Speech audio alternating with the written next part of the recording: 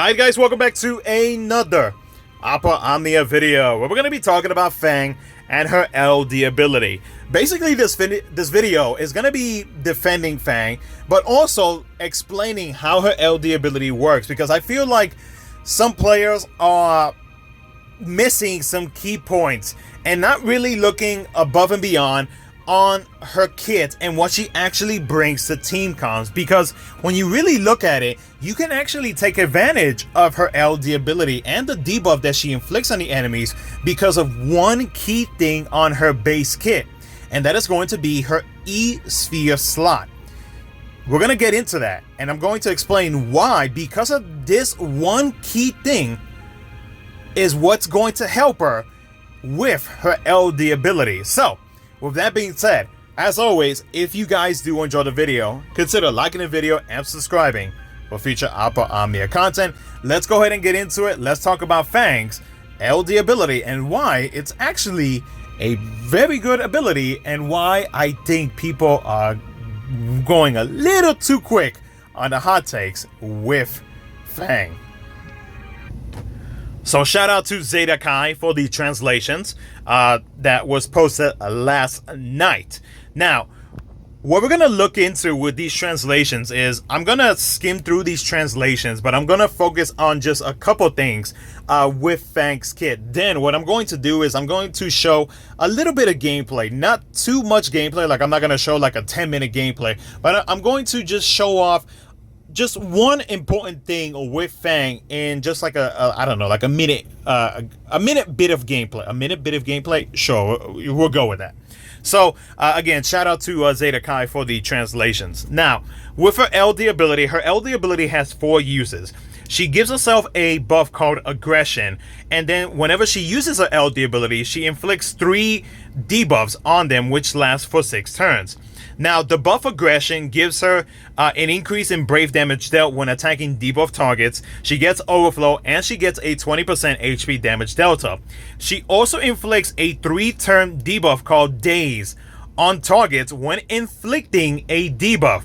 Now, this is the thing that I'm talking about, and this is what people are, this is kind of like what people did not like about her kit, but we'll get into here in just a second.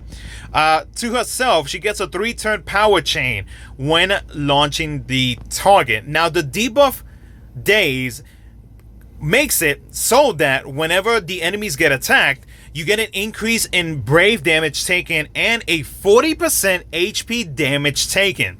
So for Fang herself, she is getting a 60% HP damage taken up. That's pretty nuts. That's just on Fang herself. The rest of the party is getting a 40% HP damage up, which is very, very good. And then the enemies also get paralysis. Now, the thing that people did not like, and because of this, they quickly, went with the hot takes and went like, oh, it's not really all that. It's the fact that whenever the enemy takes damage, the debuff actually decreases by 1. Now, the buff power chain gives Fang an increase, an increase in attack and another 20% HP damage dealt. So that's 20% plus 40% and then plus another 20%. That is an 80% HP damage up that she could potentially be doing, and even if the debuff is not there, she still has the potential of doing a 40% HP damage up. Now, before we continue, because of the fact that whenever you inflict the debuff, she also inflicts the debuff Daze. This is why I mentioned the E-sphere in her kit. So the E-sphere, you have options with her E-sphere because there are many E-spheres in the game where it inflicts debuffs. So what I did, and I tested this before I started recording this video, is I equipped Fang with a cracked sphere, a cracked Vincent sphere, which inflicts a, what is it? I think it's a speed down. A speed down, or no, it's an attack down, excuse me. An attack down, right? And I went into a fight and I tested this, right? So I went ahead and used an HP attack, her HP attack plus plus, and guess what? It inflicted the debuff from her sphere, which in turn inflicted the debuff daze onto the enemy. So with that means that Fang and everybody else in the party is gonna benefit from that 40% brave damage taken and that 40% HP damage taken.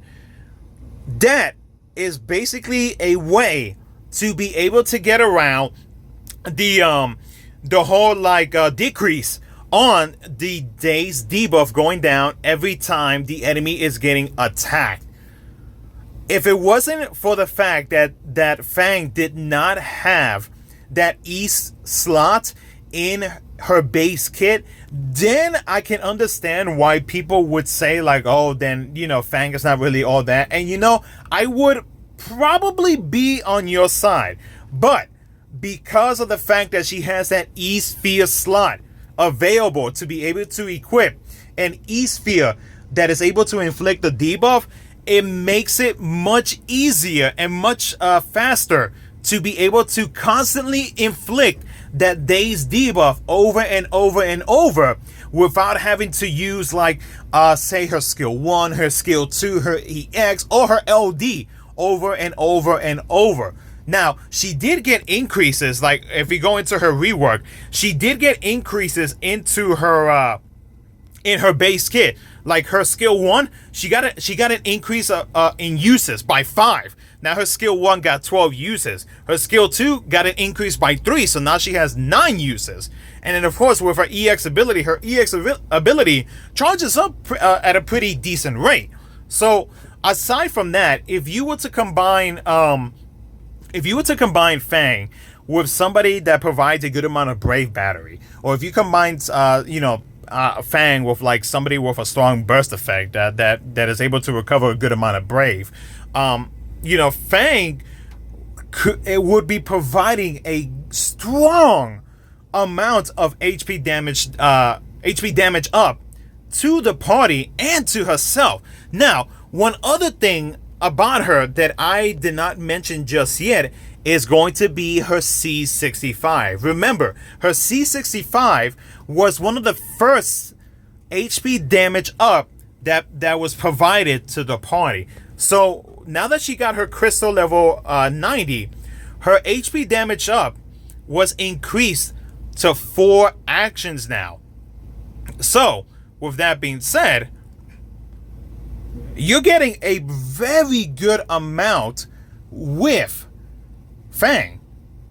So for people to make quick judgments on what she was able to provide, I think was just way too quickly. Now, the showcases that are usually posted on Twitter, they're not always the best. That's why most of the time JP players, including myself, we tend to post showcases. We tend to post videos to try to make the character look better, to explain why the character is actually worth going for, or explaining why the character is good, or explaining why the character is just overall a good character, not worth going for, but whether or not the character is actually worth going for, or if it's a must pull, or if it's a character that if you need this character for this and this and that, then we're explaining why it is actually worth. But for Fang itself, the fact that she is able to provide so much HP damage up, not only to herself, but also to the party, is pretty solid. And what really saves her, in my opinion, is that E-Sphere slot. And the fact that it gives her another option to inflict another debuff via that. So with that being said, I think she is very much a very solid character. Now, I feel like some people might say, well, simply, they didn't give her enough damage. Not all characters are about damage. You have to remember that not every single character is about damage. Fang was never really about damage, in my opinion. I mean, Fang was always like, to me, Fang was always more leaning towards utility, you know, because I mean, she inflicted debuffs.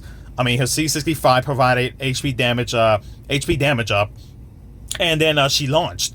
So I mean, you know, the fact that, you know, if you were to think that she provide, you know, if you expected her to do like a crap ton of damage, then man, I mean, I don't know what to tell you. So, I mean, I think she got a pretty good. I think she got a pretty good LD ability. I think she got a pretty. I think she got a good rework. I mean, there's really not much else to say. I mean, I think overall what she got, I think is pretty good. Now, before I end this video off, we're gonna switch over back into the game. I'm going to show you guys how it works out, how she actually works, just to basically prove my point on the fact that having an E-sphere in her kit actually works without me having to use her skill 1 or her LD ability that inflicts debuff. So we're gonna switch over to that right now. Alright, so we're in game right now. As you can see, my Fang, she does have the cracked sphere, the Vincent cracked sphere, which inflicts an attack down on the enemies. So we're gonna go into the fight.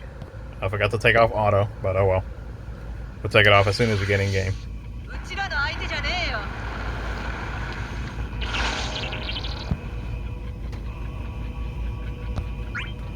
Okay, so as you can see, the enemy has nothing.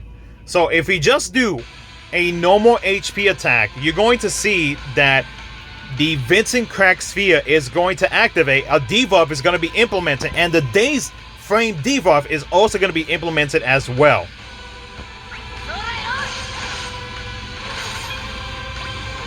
There you go.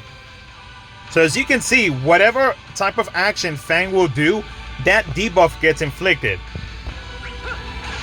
Same thing for Brave Attack. The debuff gets inflicted. Anything that she does now will be inflicted. So if we keep going, if we do another HP attack, the debuff gets inflicted again. And if we I don't know, use skill 2,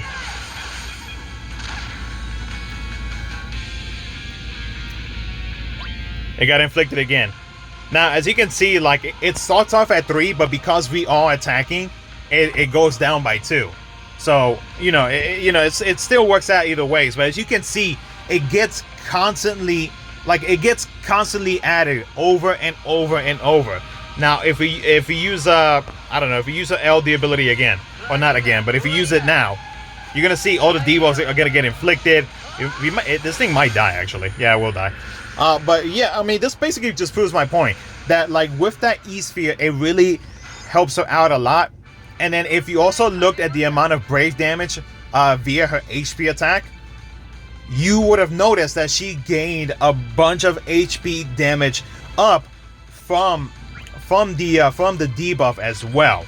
So what I'll probably do is I will probably record a gameplay like in an actual Lufenia fight without bringing any burst units, so that you can actually see like how she actually performs without any burst effects, and then so that you can see how the party benefits from that debuff, how she performs, so on and so forth. But anyways, though, that's gonna be it for the video.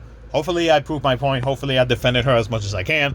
Let me know what you guys think in the comment section below. As always, if you guys did enjoy the video, consider liking the video and subscribing for future Opera Omnia content. Thank you so much for watching. Catch you guys in my next video.